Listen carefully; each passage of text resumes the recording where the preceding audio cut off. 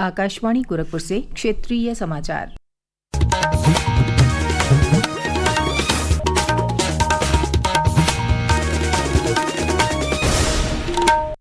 नमस्कार, समाचार बुलेटिन के साथ मैं सुकीर्ति अस्थाना।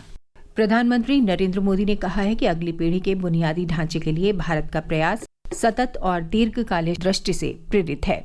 एक सोशल मीडिया पोस्ट में उन्होंने कहा कि ये आत्मनिर्भर भारत की नींव रख रहा है। प्रधानमंत्री ने कहा कि बुनियादी ढांचे में क्रांति के 11 साल हो गए हैं। इस दौरान बेहतरीन बुनियादी ढांचे बनाए गए हैं।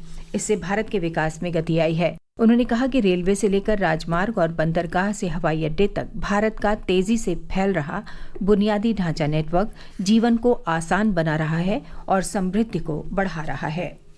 भारत में पिछले एक दशक में सेवा, सुशासन और गरीब कल्याण के सिद्धांतों का पालन करते हुए महत्वपूर्ण परिवर्तन हुए हैं। आकाशवाणी समाचार पिछले 11 वर्षों में देश में विभिन्न क्षेत्रों में सरकार के कार्यों पर विशेष फीचर प्रस्तुत कर रहा है।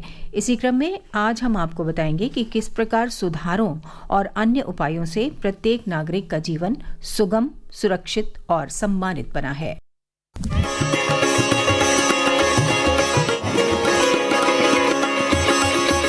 प्रधानमंत्री आवास योजना की शहरी श्रेणी के अंतर्गत 1 करोड़ 16 लाख से अधिक घरों को मंजूरी दी गई है और लगभग 93 लाख घर पहले ही पूरे हो चुके हैं। स्मार्ट सिटीज मिशन ने 7,545 स्वीकृत परियोजनाओं में से 93% को पूरा करके बुनियादी ढांचे को बदल दिया है। बीते एक दशक में मेट्रो नेटवर्क का विस्तार 4 गुना बढ़ा है। वर्ष 2014 में मेट्रो नेटवर्क 248 किलोमीटर था, जो अब बढ़कर 1000 किलोमीटर से अधिक हो गया है। वहीं उड़ान योजना के अंतर्गत 625 मार्गों के माध्यम से 88 हवाई अड्डों का जुड़ाव हुआ है, जिसने आम लोगों के लिए हवाई यात्रा को सस्ता और सुलभ बना दिया है। प्रधानमंत्री जन आरोग्य योजना के अंतर्गत अब तक 41 करोड़ से अधिक आयुष्मान कार्ड जारी किए गए हैं। वहीं जन औषधि केंद्रों की संख्या अब 16,000 से अधिक हो गई है। डिजी लॉकर जैसे प्लेटफॉर्म से अब तक 52 करोड़ लोग जुड़ चुके हैं। इस प्लेटफॉर्म ने लोगों को जरूरी कागजात को साथ रखने की चिंता को दूर किया है। वहीं 8 करोड़ से ज्यादा उपयोगकर्ताओं वाला उमंग ऐप 200 से ज्यादा विभागों की सेवाएं एक ही जगह पर उपलब्ध करवा रहा है। रहीसुद्दीन रिहान के साथ अमन यादव, आकाशवाणी समाचार, दिल्ली।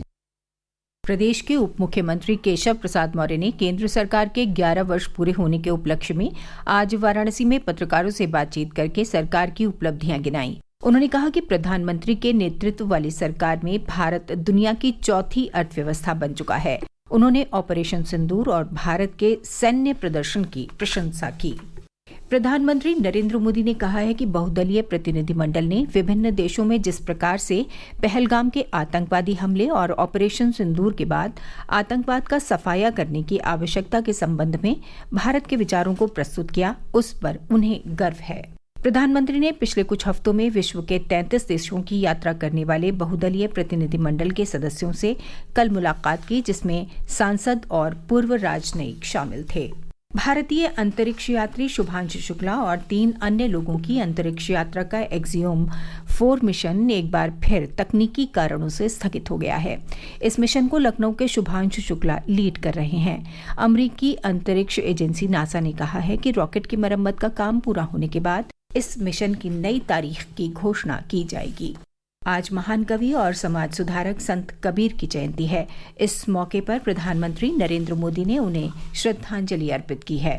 संत कबीरदास जी ने अपनी साखियों और दोहों के माध्यम से सामाजिक समानता, शांति और भाईचारे पर बल दिया। उन्होंने कहा, जाति न पूछो साधु की, पूछ लीजिए ज्ञान। और लोगों से अपील की, वे धर्म और जाति से ऊपर उठकर लोगों को ज्ञान के आधार पर माने, उनका सम्मान करे। उनकी बातें आज सदियों बाद भी उतनी ही प्रभावी है। मुख्यमंत्री योगी आदित्यनाथ ने आज मुजफ्फरनगर जिले में संत स्वामी ज्ञान भिक्षुक दास जी महाराज की पुण्यतिथि पर आयोजित कार्यक्रम में हिस्सा लिया। इस अवसर पर आयोजित संत समागम और सत्संग कार्यक्रम के दौरान मुख्यमंत्री ने कहा कि भारत में दिव्य संतों ने हमेशा एकता की राह दिखाई है। ये वही राह है जो हमें सुरक्षा की गारंटी देती है, हमारे संरक्षण की भी गारंटी देती है। अंतर्राष्ट्रीय योग दिवस पर 21 जून को होने वाले योग संगम की मेजबानी के लिए देश भर से 50,000 से अधिक संगठनों ने पंजीकरण कराया है।